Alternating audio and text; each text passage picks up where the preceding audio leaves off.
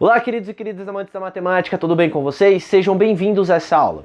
Meu nome é Lucas Gotardo e eu serei o professor de matemática de vocês aqui no Jota. Vamos lá! Nessa primeira aula nós veremos a ideia de razão e proporção.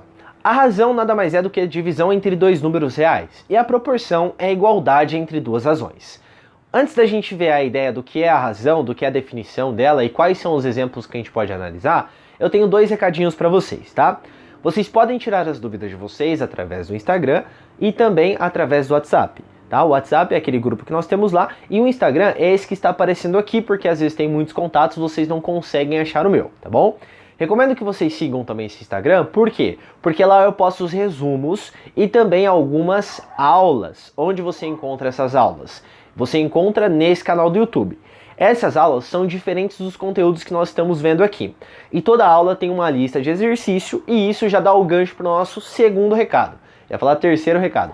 Segundo recado, que é o quê? O segundo recado é que toda aula que eu passar para vocês terá uma lista de exercícios entre 10 a 15 exercícios.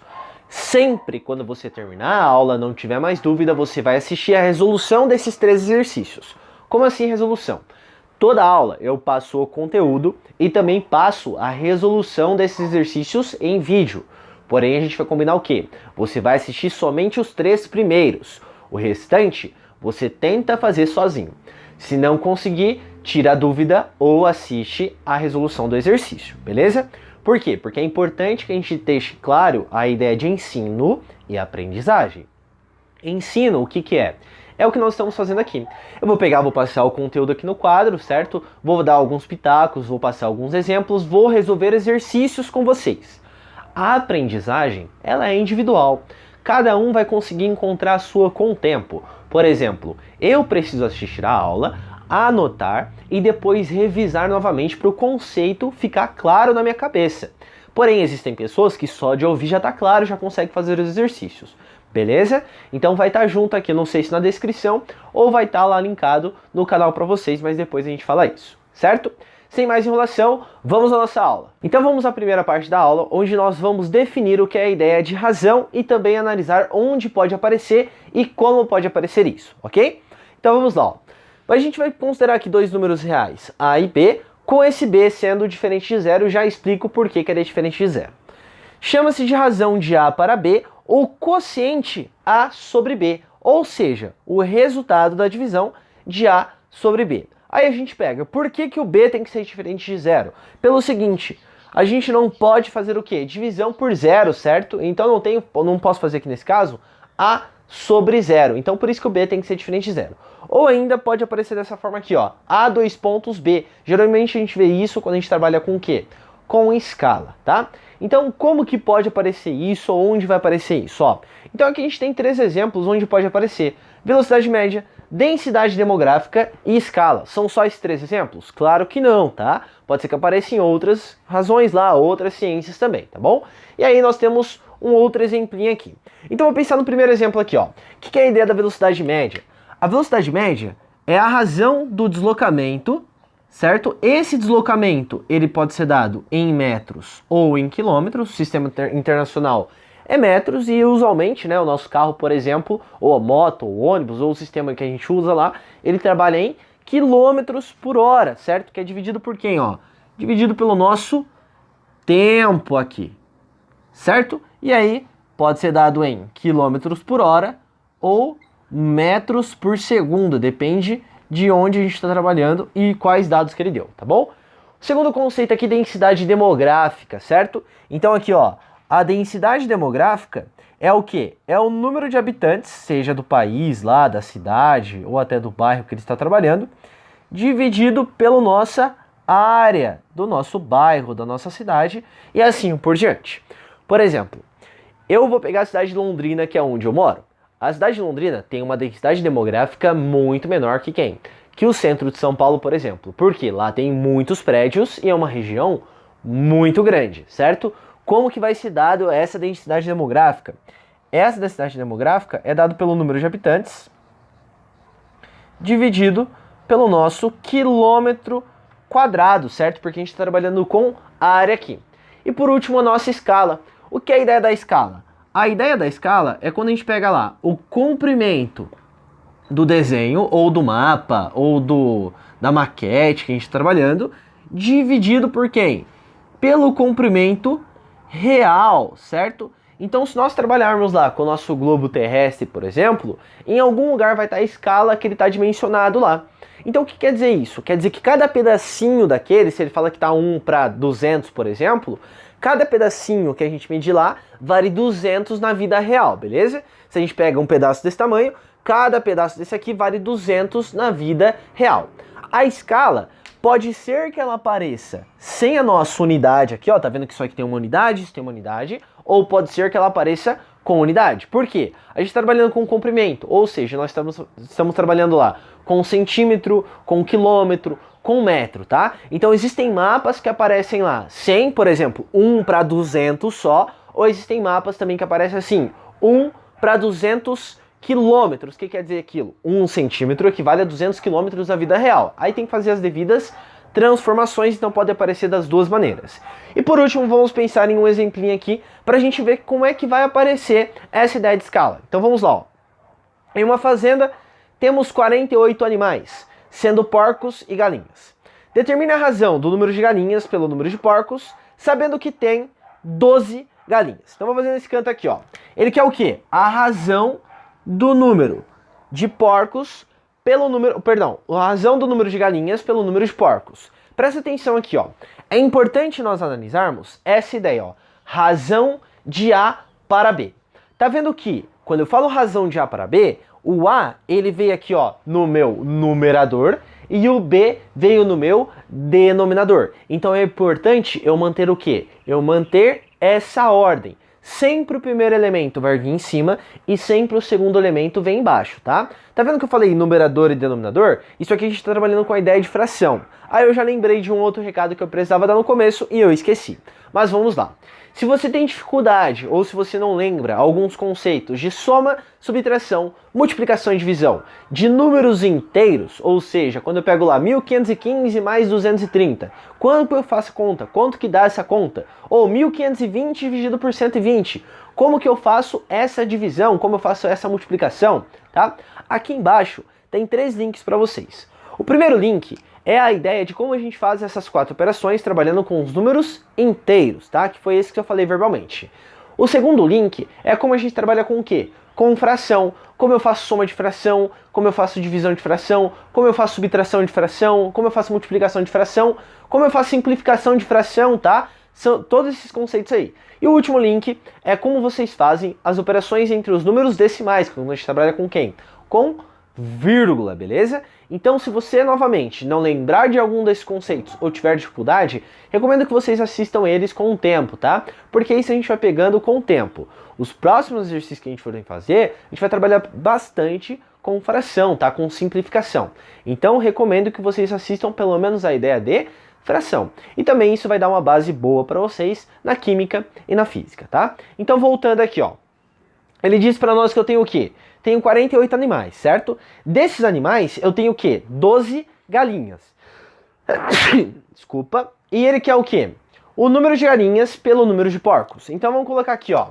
A razão do número de galinhas pelo número de porcos. O que eu sei? Eu sei que eu tenho 12 galinhas. Então vem aqui, ó. 12 sobre quanto? Eu só tenho galinha e porco, não é isso? Eu sei que eu tenho 48. Se eu tenho 48 e 12 são galinhas, quer dizer o quê? Que eu tenho um restante de porcos, ou seja, eu tenho 36 porcos ali, certo? Chegou nisso aqui, você vai deixar a resposta dessa maneira? Não. Sempre vai trabalhar com o quê? Com a simplificação maior da nossa fração. A gente chama de fração irredutível, tá? Então o que você vai pensar? Você vai olhar assim, ó, bom, eu consigo dividir esse cara por 12 e eu também consigo dividir esse cara por 12, beleza? Eu venho e simplifico aqui, ó, por 12 e eu simplifico aqui por 12. 12 dividido por 12 dá 1. E 36 dividido por 12 dá 3. Ou seja, a razão do número de porcos pelo número de galinha é 1 sobre 3. Quer dizer que só tem uma galinha e quer dizer que só tem um porco lá? Não, quer dizer o seguinte, a cada 4 animais eu vou pegar uma galinha e 3 porcos, beleza? Professor, pode deixar dessa maneira? Pode. Professor, pode deixar da forma decimal? Então, tem que tomar cuidado, tá? Novamente, assistam a aula lá. Se eu fizer essa divisão, o que eu vou encontrar? Eu vou encontrar uma dízima periódica, um número infinito, é 0,3333 e assim por diante. Tem que analisar como a questão está te dando. Às vezes a questão vai dar esse número 0,333 e assim por diante. Às vezes ele dá forma de fração. Às vezes ele deixa 12 sobre 36, tá? Então depende de cada questão, beleza? Vamos à segunda parte da nossa aula aqui. Então vamos à nossa segunda parte da aula, onde nós definiremos a ideia de proporção. Então proporção nada mais é do que o quê? A igualdade entre duas razões. Então aqui, ó, eu tenho uma razão e eu tenho uma segunda razão aqui, claro que seguindo a definição, tá? Tanto B quanto D são números diferentes de zero. Nós dizemos o seguinte, A está para B, assim como C está para D, tá bem? O que é a ideia que a gente vai trabalhar então? Então pensa comigo aqui, ó. Imagina que eu gosto de fazer bolos em casa e eu tenho aqui, ó, uma xícara de óleo para cada 2 ovos, uma receita de um bolo de cenoura, por exemplo. Aí eu deixo da ideia de ser professor e eu falo assim, vou virar um grande confeiteiro agora. Quando eu for virar grande confeiteiro, a minha ideia vai fazer bolos gigantes. Eu quero fazer bolo gigante. Então o que vai acontecer? Eu não posso só utilizar o quê? Uma xícara de óleo e 2 ovos. Eu vou ter que fazer o quê? Aumentar a quantidade. Então se eu quiser fazer 10 vezes mais essa receita, eu vou pegar uma xícara de óleo e transformar em quanto? Em 10. E eu vou pegar os meus 2 ovos e transformar em quanto? Em 20, certo? Então, ó, o que vai acontecer, ó? Quando eu peguei daqui pra cá e multipliquei por 10, daqui pra cá também aconteceu o quê? Multiplicou por 10. Da mesma forma que, imagina que faliu minha confeitaria, tá? O que eu vou fazer agora? Vou fazer bolo em casa só. Então, o que vai acontecer? Daqui pra cá eu divido por 10 e daqui pra cá eu divido por 10 também, tá? Então, lembra dessa receita do bolo, porque você lembra de proporção, beleza? Que depois a gente vai utilizar esses conceitos em grandezas diretamente proporcionais e inversamente proporcionais. Tá bom, professor, mas por que eu estudo isso? Por causa dessas propriedades aqui que a gente utiliza para resolver exercícios. Então, ó, vamos pensar no seguinte. Se aparece assim, ó, 10 sobre x, que é igual a 30 sobre 60 aqui. Se eu olhou isso aqui, bateu o olho, a maioria vai pensar no seguinte, professor, multiplica cruzado. Perfeito, multiplica cruzado mesmo, tá? Quando nós tivermos uma proporção, a primeira propriedade é essa, a proporção direta. Sempre eu posso fazer aqui, ó, o produto dos meios pelo produto dos nossos extremos, tá bom? Eu só troquei os nomes aqui, mas não faz diferença nenhuma. Então a primeira propriedade aqui, ó, se eu tenho um A sobre B, certo? Uma razão A sobre B, está para C sobre D, ele vai te dar 3 desses valores aí. Tá bem? O que eu vou fazer então? Multiplicar aqui, ó, o produto dos meios, agora sim, é igual ao produto dos nossos extremos. Então isso é o equivalente a falar que A vezes D é igual a C vezes o meu B. Novamente, ele vai te dar 3 desses valores se você determina o nosso quarto valor. E uma segunda propriedade importante, tem mais propriedades? Tem, mas essas duas aqui, você já arregaça os exercícios, beleza? Então vamos lá, ó. Qual que é a segunda propriedade? Novamente, pega lá uma proporção A sobre B e C sobre D aqui, tá? Eu posso pegar e somar os meus numeradores, tá? E somar os meus denominadores e a minha proporção continua sendo mantida, a minha constante é mantida. Então vamos lá, ó. O que eu posso fazer?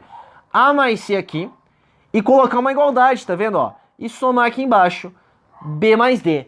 Isso dá certo? Dá certo. Vamos pensar no exemplo aqui, ó. Pega o seguinte exemplo. Vamos lá, ó. Pega aqui, ó, 5 sobre 6.